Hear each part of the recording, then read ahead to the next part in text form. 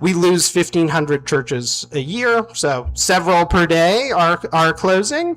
And I like to include the religious schools stuff in here, and this is taken from Catholics data, they have excellent data.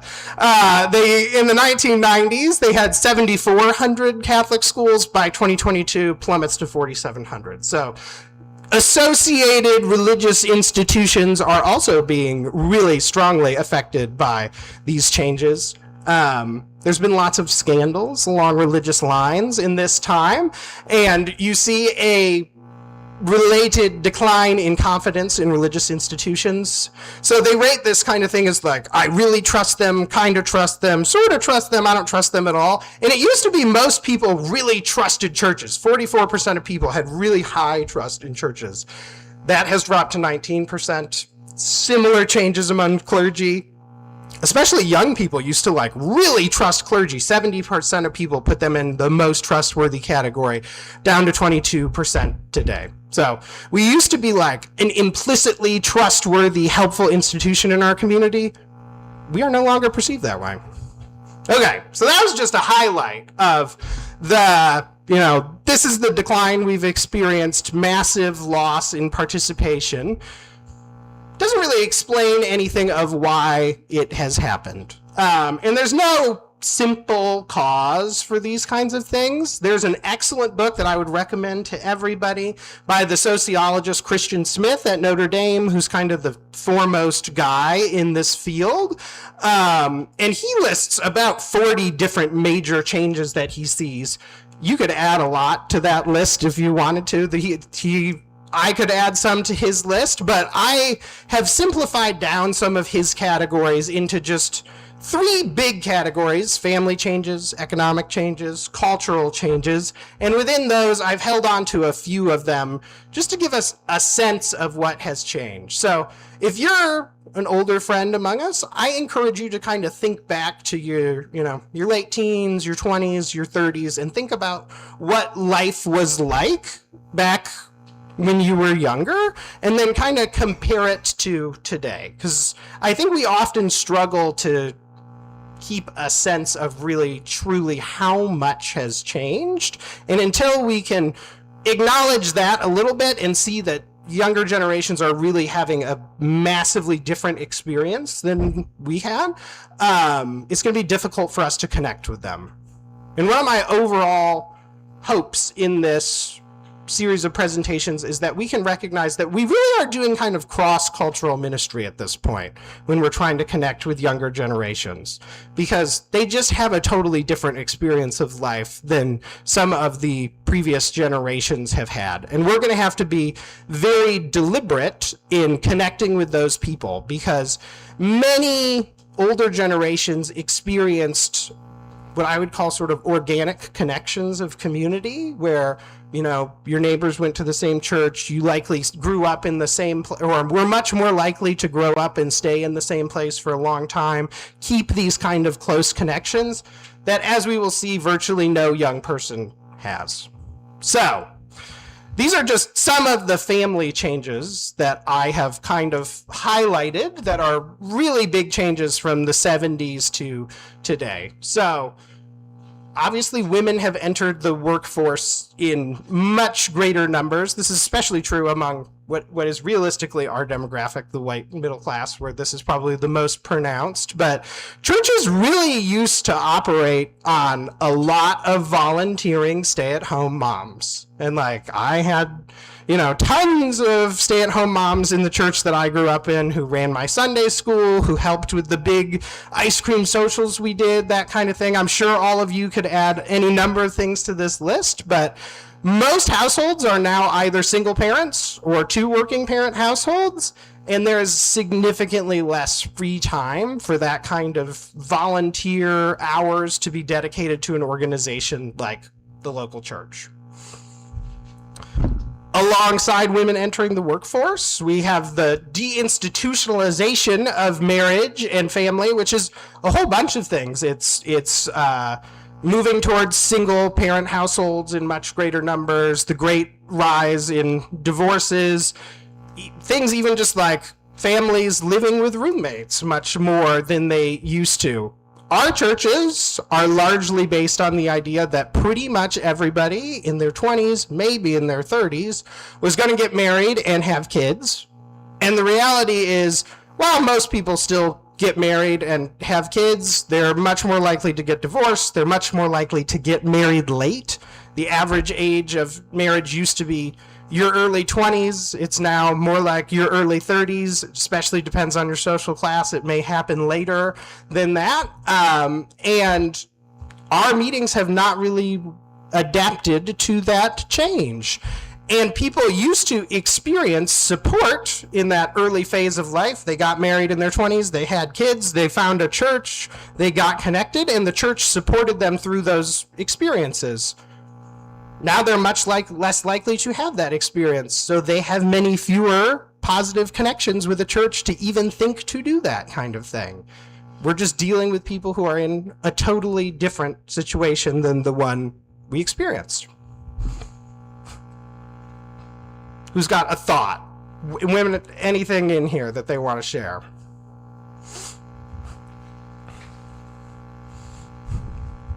Rachel's smiling at me like she has a thought she doesn't want to share. Katrina. The rise in the emerging adulthood, what do you mean? Sure, okay, rise, we'll come back to you, Katrina, here in a second. So emerging adulthood is, probably a lot of you had the experience that was common where I grew up, which was parents would tell their kids, when you turn 18, you are going to get out and get a job or be in college, and that is that.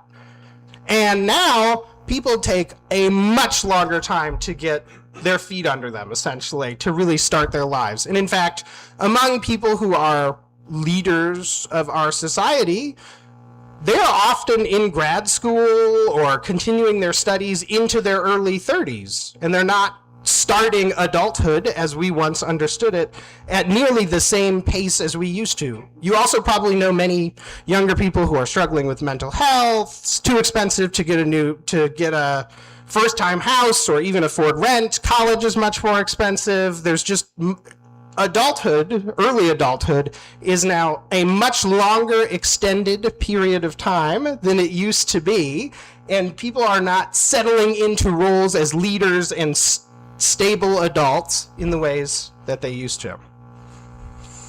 Katrina, what did you have? I was thinking this was a Do you want to come talk up on this? I invite you to talk up on that microphone so our online folks can hear you. a few slides back about church attendance, and that even one thing I noticed is that, like, when I was growing up and in my young adulthood, faithful church attendance meant being at church every time the doors were open, and they were open frequently. Yeah. And so that even folks who in our meetings who consider themselves like lifetime or faithful attenders committed to our congregation might still attend once or twice a month. Yeah. And that's different. And yeah. Okay. Yes. And one thing we will touch on again and again in this is people are busier and busier than ever. There are lots of different reasons, lots of different feelings about that, but it's something that will come up again and again. Bill Rockwell, would you like to come up? And I'm a little hesitant to acknowledge that hand, but I don't think I get to say no, unfortunately. Well, first of all, I'd like to thank the sociologists who have finally convinced you of something I've been trying to tell you my whole life about how, your whole life, about how things have changed since I was a boy.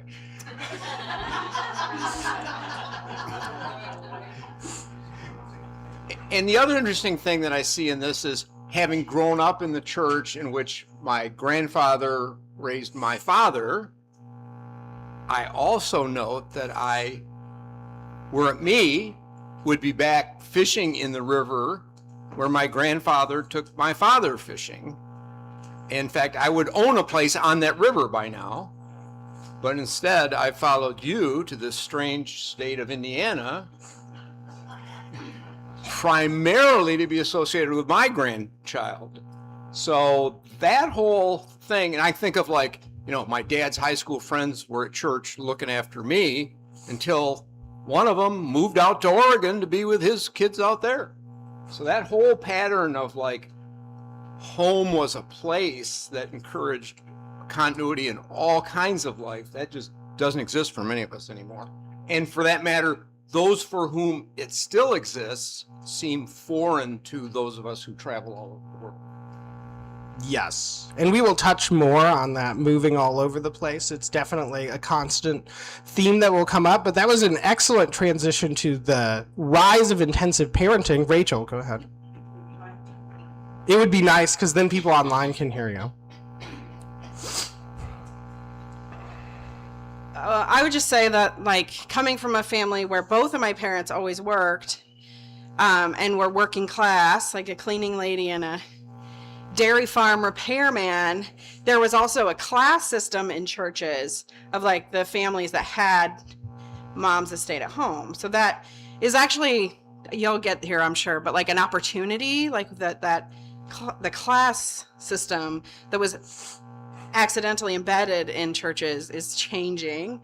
And you just said you're going to say something about intensive parenting, but I was just reading the New York Times this morning, an article about like how much more fathers are involved with actually parenting and the caregiving of their children.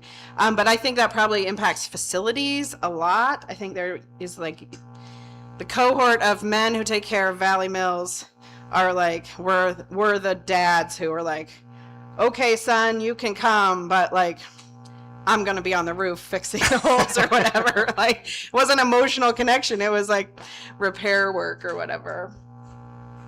Yes. So 2 segues there for the rise of intensive parenting, which is essentially, probably many of you had this experience, and even I am in the age bracket that had this experience, at least because of where I grew up, but your parents would just say, go play outside in the morning, and then they would see you in the evening.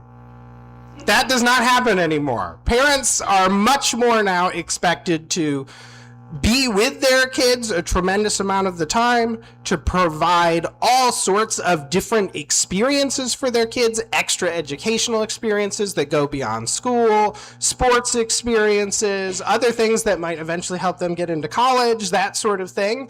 And parenting just takes up considerably more of our time than it used to. As Rachel pointed out, that now includes men doing much more of their share, on average, of the parenting than they used to, still not an equal percentage. And as my dad pointed out, it involves a tremendous number of retirees and grandparents playing a much larger role in their grandchildren's lives. I think there's something like a 50% increase in the number of grandparents who are basically doing a childcare role like more than a couple times a week. So all those sort of recent retirees who used to be people who would leave their jobs and then start doing even more at the church, we have fewer of those people too. They have less time to give because they're doing more grandparenting, and they're, in a sense, busier than they used to be in the past. So with these family changes, you have fewer people able to give volunteer time. You have families that are more destabilized and don't look the way that they used to. You have people who enter into adulthood and family life later than they would have in the past, and they have less time to offer the church because they're doing really intensive parenting. All right, next slide, Lucas. So those are some sample family changes. There are more. These are some sample economic changes that I just want to talk about have really changed over the last few decades. Mass consumerism is a much longer term change. It's something that's been happening since the Industrial Revolution. I think if you look at the early 1800s, and this is all adjusted for inflation, so this is not relevant to inflation. In the early 1800s, people would have had about $5,000 worth of modern money to spend every year. Now the average person here has about $60,000. So it's just to say the massive increases in economic productivity have led people to be much wealthier. And the kinds of temptations that are available to us, which Megan did a great job of talking about some of those today, are much more at hand for many of us. And many of our religious values are based on the ideas of simplicity, of connection and service to each other that run up against these values of mass consumerism, where many people now define themselves by what they buy, the experiences they're able to buy, going on vacations, going different places, having an RV, all those sort of different things that give people. That's not criticizing someone who has an RV, Kathy. It's just saying there are people some people derive identity value from those things in a way that in the early 1800s and for most of human history, where most of our foundational religious texts come from, was unthinkable. It's just like a massive change in how humanity exists, especially in our part of the world, that is just colossally different and has taken, that's like a 200-year change. More recent change here is the rise of neoliberal capitalism in the 1980s. Here's another sort of myth that I grew up with in Michigan, which was, and it wasn't a myth at the time, but it was basically you would graduate high school and you could go work at the car plant and you could buy a house and a place up north and 2 cars for your family. And like, that was just the expectation. But as the 1980s came on and the world economy got more globalized and more competition came onto the field, companies became much more focused on being globally competitive, and that meant cutting costs. It meant not having so much focus on their workers' well-beings. There was a lot of attacking, this is not to get into say who's right or wrong politically. It's just to say people used to be able to sort of count on the companies that they worked for in the United States in a way that they cannot now. People move jobs much more frequently. They have worse benefits on average. They're much more unstable from that economy, as opposed to an economy that in the 1950s, 60s, 70s actually helped to make a lot of families more stable. So in those days, when you could get a job at the factory, the economy was something that served you and could really improve your life and your stability, your ability to give to church. Now, it's generally something that makes your life harder and less stable and not able to give as much to church. This is really reflected in the fact that, especially with younger generations, people move to cities with greater and greater rates in the hopes that they will get closer to better and better jobs, better and better social connections, the kinds of things that will really help them advance, since the larger possibilities of advancements that used to exist in that older economy are not really there. So baby boomers moved about 1 time every decade after they turned 18. Millennials, my generation, move about 3 times every decade after they turn 18. So that means, on average, your millennials, your Gen Zs, are moving every 3 years. You're probably not going to develop a lot of close connections with a church and local community if you're moving every 3 years. The type of stability, and I still have some of these people, there are a few people in my meeting who have lived out by West Elkton their entire lives and have been a part of the meeting for 80 years. There's not going to be anybody in the younger generations to make that claim. Nobody is going to have that experience. Nobody is going to have those types of organic connections. It's a very small group of people, where it used to be most people. So those are some example changes. Alongside, those all kind of add up to the disappearance of what we would think of as the American dream. Most people used to think that they could kind of make it in life working here. And this shows up in statistics. If you look back on statistics with baby boomers, what do you think your odds are of having a better life economically than the last generation? Most of them would be like, yes, it's great. We can totally do that. If you ask that of today's generation, they're like, there's no chance. We are not going to have that. Our economic future is not good. Things are not getting better. We are not going to be able to improve on that. In fact, I am probably going to backslide. So when you see a lot of younger people who feel really politically disconnected, feel religiously, community disconnected, these are a lot of the reasons why. Who's got a thought or something they want to share about economic changes? Beth, can you come up so people can hear you online? Sorry. I do think that we're talking about right now over the next 25 years, the greatest transfer of wealth that's ever going to occur. That is, yeah. Okay, so I mean, this is because baby boomers, that's where most of the wealth is. And who are they going to give the wealth to? Likely to, to who? No, no. I mean, they're going to give it to kids and grandkids. So I guess that's another element to think about. I mean, we're talking, it's like 20, 25 years, right? For baby boomers, there's going to be a huge transfer of wealth. And what's that going to mean for the church? Yes. It means I hope you have good advancement directors at your church to be able to meet that need. I'm sure FCNL and Right Sharing are all over that. Any other thoughts, feelings, reactions people want to share? One thing I want to say is none of these are meant to be value judgments one way or another. These are just, they're not good. I'm not saying they're good, they're bad. These are just things that have changed that we need to come to grips with. Can you come up and? Well, it's just a question. Okay. So, my daughter and I were talking about how her husband's family is very connected. His cousins come to visit from all over. Our family is not that way. These people that are moving every 3 years, do they stay connected with their families, or are they on their own?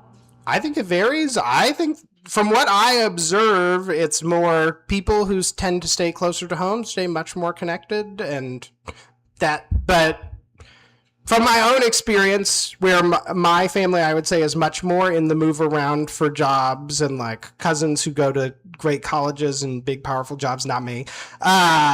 We're totally and completely disconnected. So it seems to me the more you participate in the striving for great things in life, the less connection there is. There's obviously going to be lots of exceptions to that, but it seems to me generally if you are moving a lot, you're going to lose a lot of those connections. I think that when you look at your social and your financial, the family has been broke down because there's divorce, there's moving. Used to be multi-generations lived together, lived close enough, and that wealth moved from generation to generation. Now it's kids go get their own jobs, they may move across the country, mom and dad aren't together anymore, so they have that pull. It all connects, and that's where, like, my generation, and unfortunately is the one that we started the divorce. It wasn't an unusual thing for us, and then our kids now are like, I'm not getting married until I know. Yeah. And so that's why you've got kids not getting married until they're in their 30s, and then our children and grandchildren are seeing older grandparents. Like my parents were in their 40s. Yes. I'm 60 and I've got a 9 and 10-year-old living with me, and my dad is 85, and we all live in one house. Yeah. So we're unusual, and in the community we live in, there had been coined a phrase that we were the Amish of the area, because it doesn't work that way in society. It's always, what can you do to get better? The problem is now our kids aren't able to buy a house because we're not there to support them, or they're not Yeah. there to be support them. So a lot of these things are deeply interrelated. That was like an excellent point, that divorce not only has all of the sort of cultural and time implications, but also all of a sudden you have to have 2 houses. And when we move away from intergenerational housing, it gets hard. You have to have more houses. There's not people on hand to help with childcare. It all fits together and gets harder and harder and leads to busier and busier people with less resources. Jackson.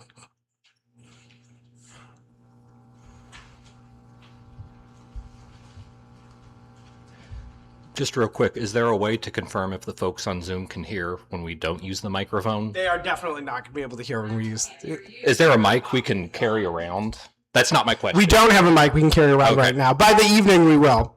So my question is, as a millennial pastor, how do I explain things like the cost of living crisis, the cost of health insurance to like folks in their 70s and 80s who are on Medicare, which is a wonderful and lovely program, but that's probably not going to exist when I get to that age. Yes. So we'll get to this on Wednesday, but how do we start to really breach what is this? I was saying this is cross-cultural ministry because we're having such different experiences across generations. I think the only solution to these things is to have more conversations about them and get them going. But I think change has come at us so rapidly that we missed the opportunity to talk about a lot of these things. And now it feels very overwhelming to talk about how different things are. And we're just going to have to be very deliberate about having those conversations if we want to be able to move forward. Because I think for all of us, there's a certain instinct to avoid those things, whether we're older folks who don't want to hear about those whining younger people, or we're younger folks who don't want to bring up these issues because we feel like we're not going to be heard. There's all these barriers to conversations that really need to be had if we're going to move forward. The only solution I see is creating more spaces to have discussions to be more deliberate. Katrina. Shameless plug for right sharing programming, but I'll say I haven't participated in this myself yet, but under some of our programming, The Power of Enough, there's one coming up in September maybe of a online discussion group aimed at helping people talk about their relationship with money. And I feel like the description of it was so invitational and appealing and safe. Like schedule-wise, I'm not going to be able to participate.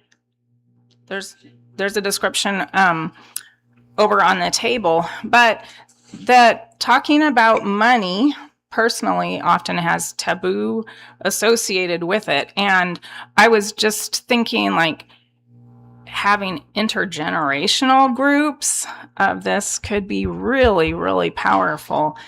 Just for each individual, but for us to be able to talk about, explore, like, how did your family talk about money? Did your family talk about money? Where did you get anyway, yeah, so I would, I might be interested in helping do it, just like a Western yearly meeting group. We can talk. Yes. Good shameless plug for right sharing. Get your meetings to participate so we can have more conversation about these things. Let's jump forward to the cultural changes a little bit. And these are really very broad and there's lots more of them, but I think they'll give you a sense of how much has changed. One of them is just overall declining participation in membership organizations of various sorts. Churches are actually right in the middle of this decline. There are groups that have declined much more, but if you think about the fact, older generations, probably raise your hand if you're part of like the Lions Club or any membership organization in your local community. Raise your hand if you're a member of one of those. Disproportionately older hands there. We do have some younger folks. Good for you for being involved. Dave, Lucas, nice. But overall, people are just much less likely to be a part of any membership organization. This may shock, it kind of shocked me. Even sports-related groups have declined. Like, I think of like, oh, now everybody's got their kids in some sort of soccer club. But the overall inclination to be a part of a group is greatly declined. And like those groups like Lions Club and different things like that have declined by like more than 50 and 60%, like huge declines. People are much less likely to participate in groups like that than they used to be. And that includes unions, basically everything you can imagine. So just much less inclination to be a part of a group at all. Digital revolution. I will not belabor how much these have changed our life to have a computer in your phone or a computer in your pocket. I imagine younger kids trying to fight back the temptation to be on their phones during class. When I was in class, you just had to sit there and listen to it. Now they could literally do anything they wanted with the magic of their phone, and our lives are dominated by that temptation to be looking at something, entertainment, lots of the things Megan was talking about, and it's shifted our lives in just innumerable ways. We are much more connected with people across the planet in ways we would never have imagined. Everybody here probably watches a show from Korea or Japan or wherever, but at the same time, we're disconnected from the people next door to us more than we probably ever could have imagined. So we're just relating to the world in a totally different way because of the way technology has impacted us. Okay, out of time, I'm going to skip the materialist one. You guys can talk to me if you want to later about that one. But I really want to talk about intensifying expressive individualism, because I think this one is really important. And it's basically just the idea that people are much more concerned about self-expression in their lives than they were in the past. If you ask people across a variety of generations now, how important is it that you are able to, share this view or that your life is about discerning your true self, about finding the way that you're supposed to be? It's among their most important values. And that was something that was not really very important to generations in the past. When you look at the comparisons, older generations were much more inclined to be a part of a group and derive their identity from the group, whereas identity now is primarily about finding your own self-expression. This is going to come up a lot tomorrow because I think this is something that churches need to master and actually fits within the Quaker experience really well. But people are very concerned with being able to express themselves and find their own unique position within a group if they're going to be part of a group than they used to be.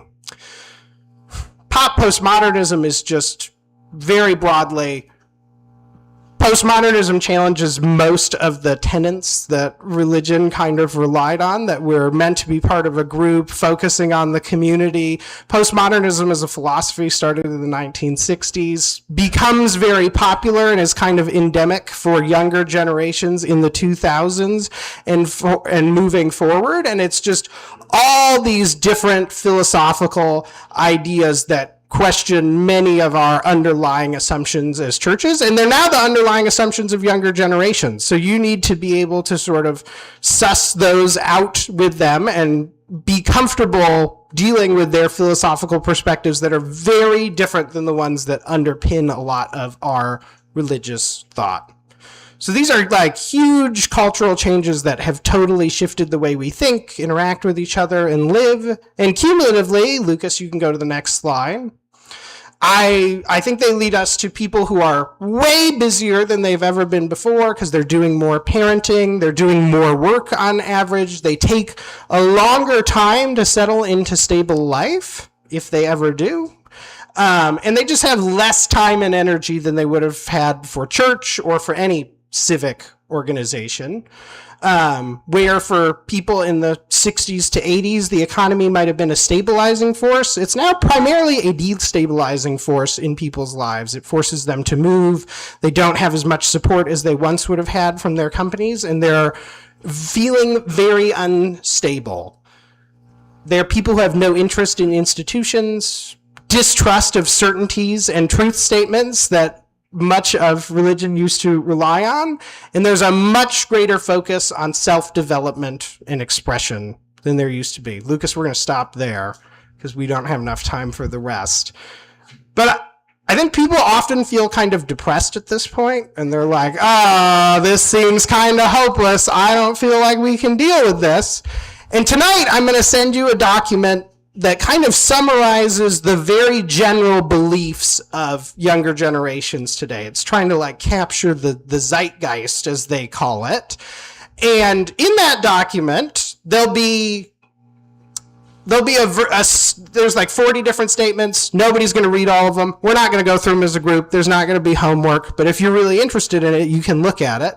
And in all of those statements, I put an interpretation of each sort of value. One of the interpretations is the type of interpretation you have when you say kids these days. And it's a really negative interpretation.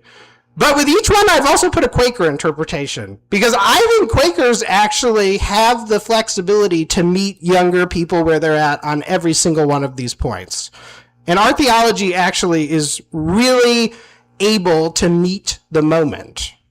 So tomorrow we're going to look at a generalized version of that document together. We're going to talk about the gist of how younger people are seeing the world. And we're going to look a little bit at a comparison on how older generations used to see the world, and just think about how can we meet these younger people where they're at. We're really going to learn what is it that these younger people are believing. And if you want to do the homework of reading that longer document, go for it. I'm going to send it to you right after this, but like I said, you're not forced to.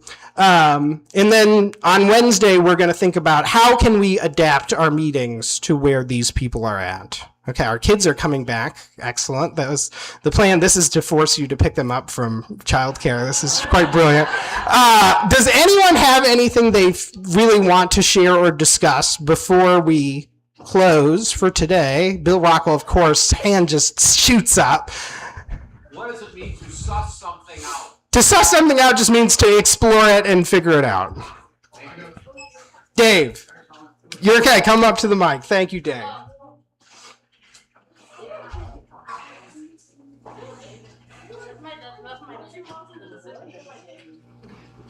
Elijah's booing you right now. You should really, Dave. Yeah, Dave. All right, really quick. Great presentation. I appreciate the presentation. I actually disagree with the points on here. Some of them, where I think same people have less time. Like, we've all had the same amount of time. We just choose what we want to do with it. And like, I'm here today, and granted, I'm middle-aged. I'm arguably middle class. And I have one of those jobs where I work from home all the time. And I auto-sent 3 emails before. I don't answer emails in 2 hours. I'm one of those. I'm sorry. But I did send a bunch of emails on Friday that go out at 8 o'clock, 9:30 to a bunch of people I have projects with this week. So I'd have some action this week moving forward. But I know a lot of people. I coach soccer, and they all my age, and the people who I know who go to church, of all of them, of the maybe 100 some people, if I have a circle of that who I don't know from church, I know one person who is like an involved elder at their church. And I know probably around 10 to 15 who go to church and with their kids, but they go to a mega church on like a consumer, and they get something out of it. It's great. They have a connection with Christ. They love the songs. It's good. They're getting that. But then there's a lot who they just have no interest, at least in my conversation. They have no interest, and that they're fine with it. And but yeah, I really appreciate the overview of everything. It's just it does seem a little bit doomy.